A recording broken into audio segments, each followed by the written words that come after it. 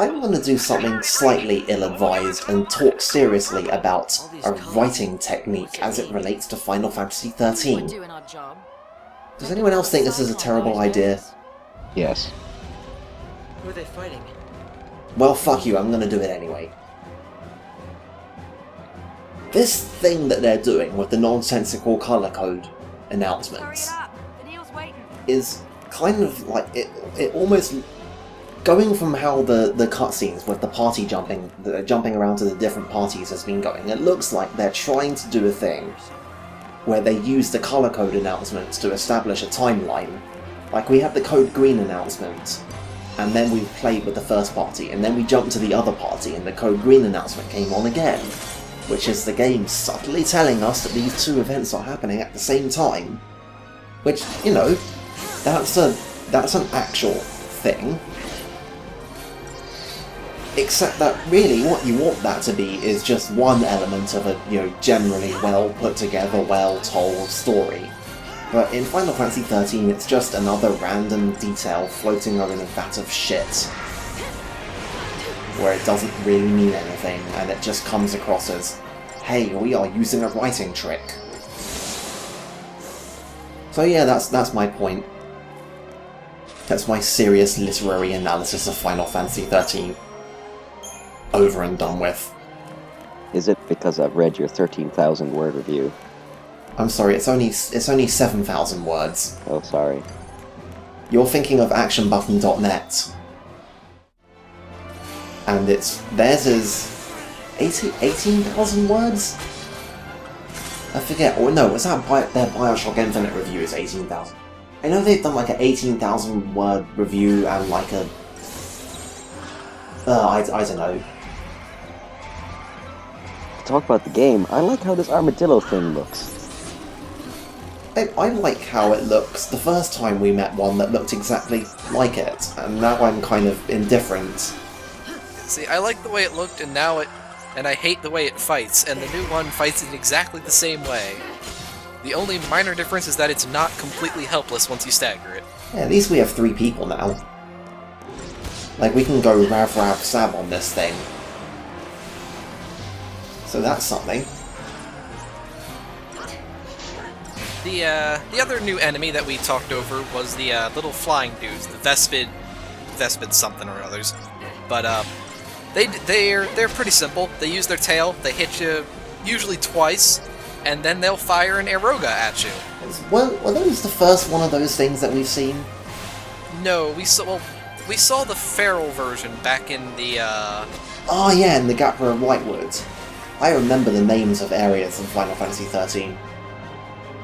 I'm pretty sure that makes me unique. Yeah, we saw the feral versions way the hell back then, but I think this is the first time we've seen the Psycom version. It just looks like a flying spray bottle. Also note that the Sanctum ship has the Sanctum Lassie symbol like fucking everywhere. Like, it's on the doors, it's on the floor, and I just noticed it when I was looking over the footage when I was editing. Like, what the hell? Like, why is this symbol everywhere? It's almost as though, you know, the art directors suddenly realised, you know, that symbols and brands are a thing that exists. Also, what the hell, Fang? Yes, I don't even try and understand what the AI pathing does. I was referring more to, I guess, green means go. Because that sure as hell was a thing that she just said. For some reason. Yep. I don't know, I got nothing.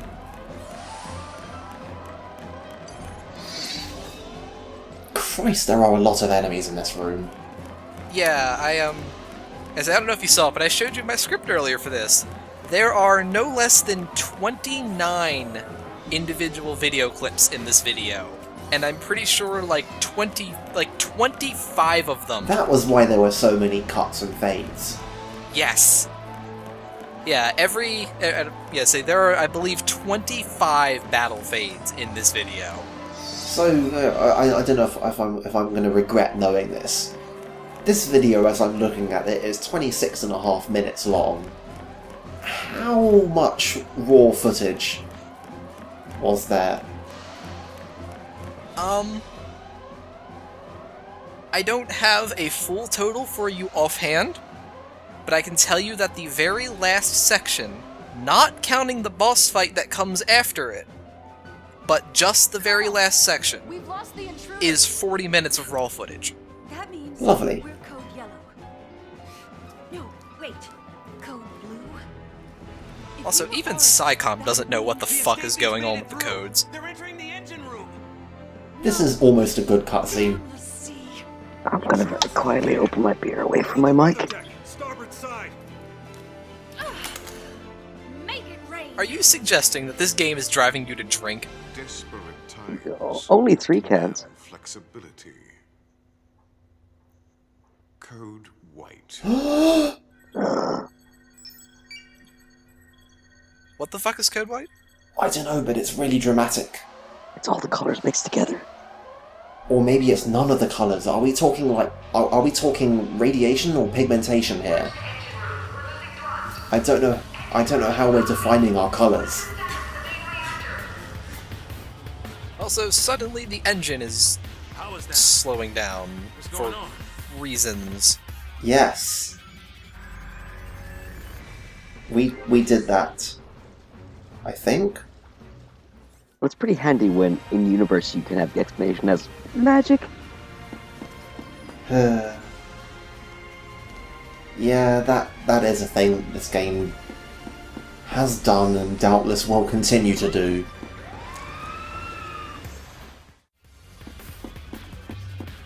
Ugh. Yeah, stuff just happens in this game and everyone just... It's like the characters point it out, they say that stuff is happening, and then they ask why it's happening, and then everyone just kind of looks at each other and goes, and gets on with it, and then everyone forgets that there was no reason for any of this shit to be happening. Alright, so this fight is a trap. If you cannot get a preemptive strike, do not do this fight because, well, you'll see how it will end. Okay. You say there are 3 Vespids, and the big armadillo guy. And after 2 hits, the Vespids will throw Erogas at you. That sounds fun. Let's see how this ends for us. Oh, that's how it ends for us. Yeah, and there was another one that they just threw at me even after I died. So, yeah, don't do that without a preemptive strike. Or, better yet, just come in from one of the back exits and don't do it at all. Yeah, that sounds... I guess if you had Protect, or if you had Shell, that might make it a bit easier, but Saz doesn't have that yet. Although, speaking of, just for the sake of posterity, this is how Saz and Vanille have to handle these guys. Because they're a little more daunting when you don't have 3 people you can unload with Relentless Assault with. Yeah, weren't Saz and Vanille the party we had the first time we had to take on one of these assholes? Yes. Yes, they were. Although I don't think we had haste then. Yeah, this time around, now that Saz has 4 ATB, you can throw him 2 buffs at once, and it makes playing as him much, much better. The times when this game's battle system actually manages to almost become fun before it remembers what game it's a part of. So, are we gonna watch the rest of this fight? We sure are. Are we going to listen to everything Vanille moans? Yes. Good God. Although it's not as bad as you think. We're actually just about done here. Yeah, but Vanille's still going to be making sounds. I mean, Vanille's battle sounds are generally they fall under the I would like be embarrassed and put the game on mute if I was playing this game and my mum walked into the room. This game does not pass the mum test at all. Also, I would like to briefly point out that Saz's 4-hit combo causes him to make put his 2 pistols together to make some kind of rifle. That's really awesome. Like, what the fuck is that? We have to point this out next time it happens, just so that people can properly appreciate how A, cool, and B, completely fucking retarded it is. And it's got like there's no explanation, there's no build up, there's no like there's no attention call to it. No, it's just like pistols, pistols, pistols. Oh, now it's a rifle. And they've got like, and it's fully animated, and the guns like shit like unfolds and transforms and merges together, and it's got like firing animations and a unique thing for how enemies react to getting shot by it. The wind, it's dying down. Yeah, And it's stopping. just why? And we're decelerating. It's awesome, that's why. I don't suppose it could just be, I don't know, good luck? That looks a lot more like bad luck. You got a point. Just trust me, after you forcing me to play Wonderful 101, I've got a lot of why questions about things in that game. Oh, come on. At least Wonderful 101 can get away with stuff just happening because it's awesome. I mean, that's basically PlatinumGames.txt, is because it's awesome. And they can make it work. Yes, oh yeah, like I said, this is the start of that 40-minute raw section right here. Yeah, when Final Fantasy tries to do because it's cool, it mostly just falls flat on its face, because Square Enix are just transparently trying to make the game seem cool. But Platinum Games managed to get away with that kind of stuff. Man, do you know what I want to see? I want to see I want to see Platinum Games' take on Lightning Returns. Just like for some reason they already go crazy. And it's like, yeah, make Revengeance, but Final Fantasy. Wait, no, I honestly don't know what would the difference be from regular Lightning Returns be, except for with worse tutorials. Lightning would have a parry, for one thing. Skimpier clothes. I'm gonna say it. Well, I don't know. I think Lightning Returns got pretty stupid. Oh yeah, Lightning Returns has a lot of really terrible costumes, so I don't think that there's much much more that they could do to that. Yeah, I know. Lightning Returns controls this moment-to-moment fighting controls pretty similarly to a character action game, but it's still got a lot of JRPG trappings about it. Whereas I think they should have just gone the whole hog and just made a character action game starring lightning. I mean, I would have been down for that, more so than what we actually got, but I mean, they've already thrown out much of the typical JRPG, fluff already. So why not throw out a bit more of it? also, once again, there's 8 of those drones over there just doing absolutely nothing, and there's no reason for them to be there. I'm really annoyed by the term character action. It seems like a weird genre. That genre's just always been action, and now it's just sort of the only action games that are actually released that are action are... Well, it's meant to differentiate it between... It's meant to be the difference between, say, God of War and Devil May Cry. I cannot see a difference there. Yeah, basically Devil May Cry kind of popularized the term. Although, it's I'll give you, it's a weird and blurry and kind of arbitrary line, but it mostly seems to come down to pace and difficulty and the kinds of things you can do. Why don't we look around? Stuff like God of War and Prince of Persia is ostensibly has similarities, but ends up controlling massively differently to think stuff like Devil May Cry and stuff like Revengeance, and basically I could just now quote the entire output of Platinum Games as an example here, but At least it's moving towards trying to talk about games in a more like actual where the enjoyment of the game lies, instead of like the ambiguous Oh genres. yeah, for sure. Like Prince of Persia stuff, and and God of War comes to like stringing together. Well, it's about like a much more basic kind of combo armor, where you get your enjoyment from the greater perspective of going through all these fights and doing shit. Whereas Platinum games or character action games are more about the microsecond to microsecond minutiae of combat becomes Right, like the fight itself is the reason you're there. yeah, like holy shit, just go and play Revengeance and fight Monsoon and wait for him to do his 7-hit combo and parry every single hit of it. And you're like, oh god, yes, fuck you, Monsoon. You never get tired of it. I got kind of tired when I was timing each of your fights against him. Well, yeah, that was because I was trying to go for the S rank, and that was kind of difficult to do without doing a no damage run. It's really hard to get no damage against Monsoon. I'm not surprised. He has a lot of really quick attacks. He has a smoke grenade that he throws at you that's unparryable because it's a grenade, and the smoke grenade deals damage. He throws the smoke grenade at you, and it deals damage. And eventually you learn there's a tell he has for it, and yeah. In the end, I can respect them for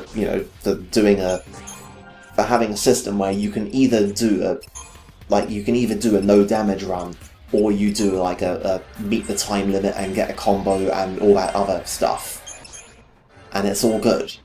I can respect them for doing that. Kamiya has his things he loves to do. Yeah. Oh well, Revengeance wasn't the Kamiya game. It was another Platinum Games team. Kamiya's stuff was Bayonetta and Beautiful Joe and Akami and Wonderful 101. But there's other teams at Platinum who make stuff. But yeah. It's definitely a much better ranking system than Final Fantasy XIII. That's just somehow dynamically generate a time limit based on some sorts of enemy stats that's completely oblique, and no one knows what the fuck the deal is.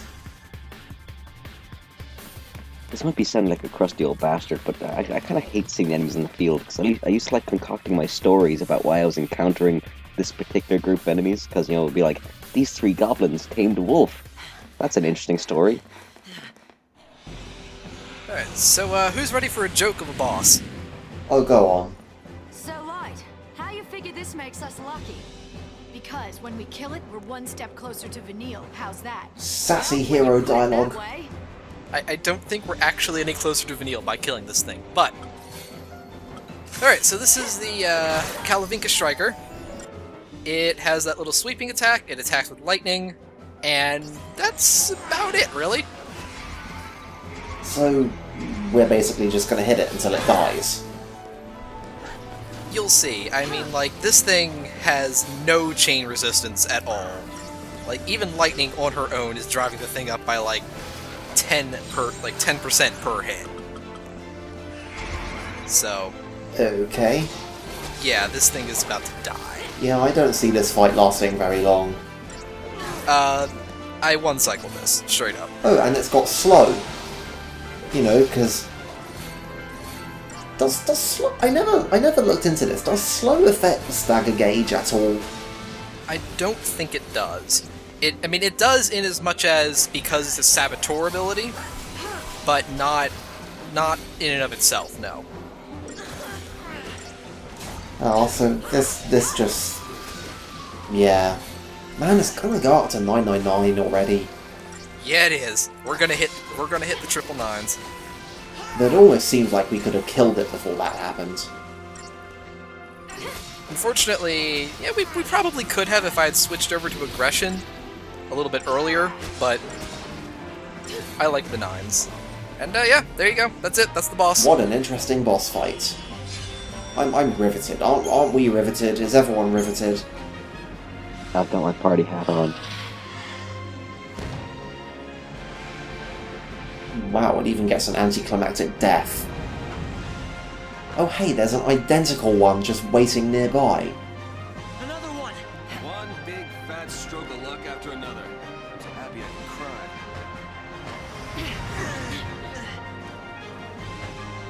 cry. I think Snow just literally started channeling Troy Baker characters, generally. Oh, look! It's the rest of our heroes! Vanille! Now we can have a touching reunion scene. With bullshit weapons. There you are. Miss me? You, the monster! Where?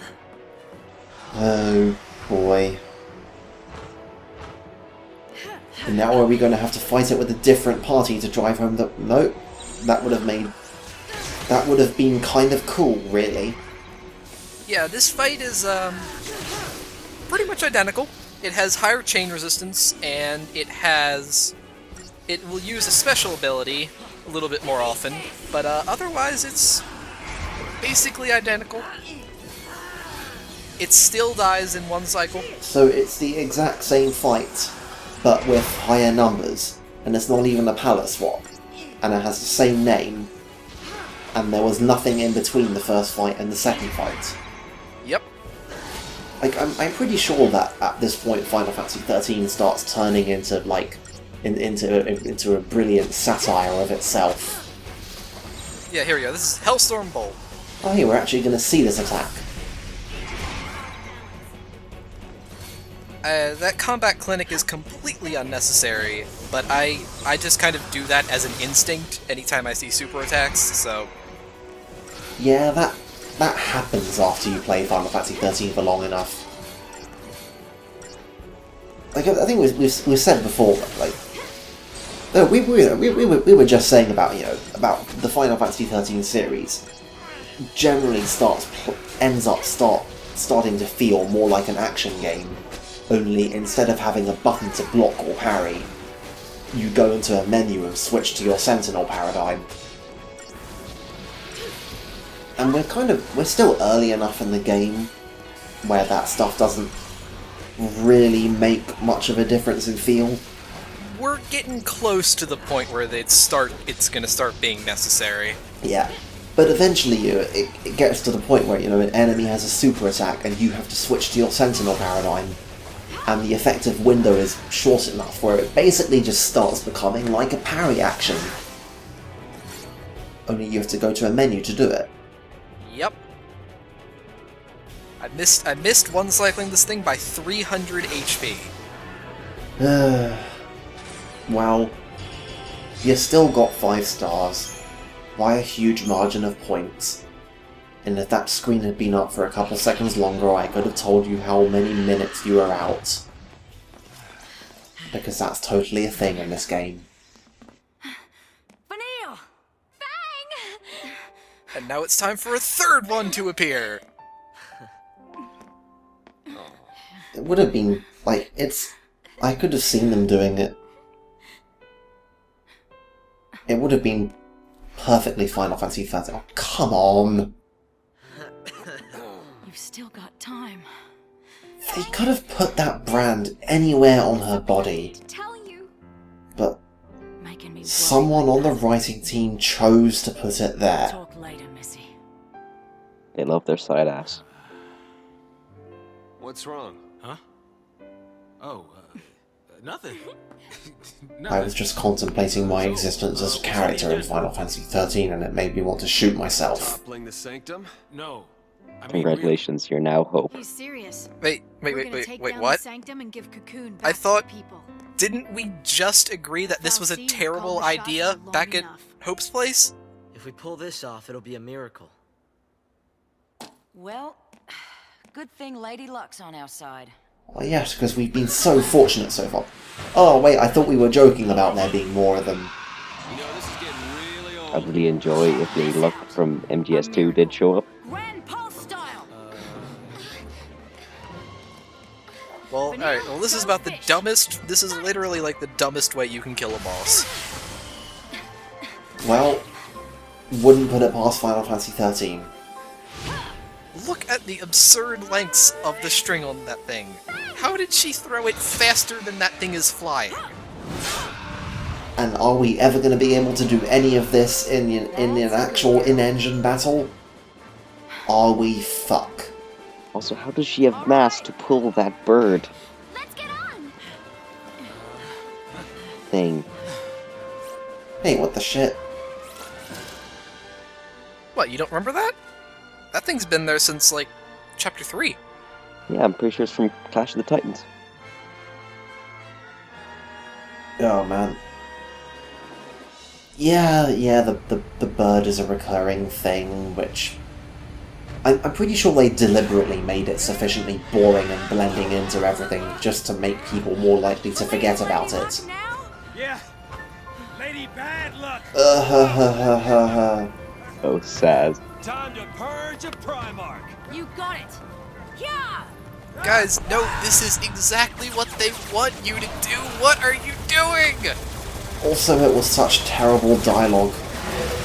It's so blatantly obvious that and now Snow says something heroic.txt. And then they fell to their death, again. We're totally gonna buy it this time. But I also believe that if we stuck together, somehow we could change our fate. Thank you, Vanille.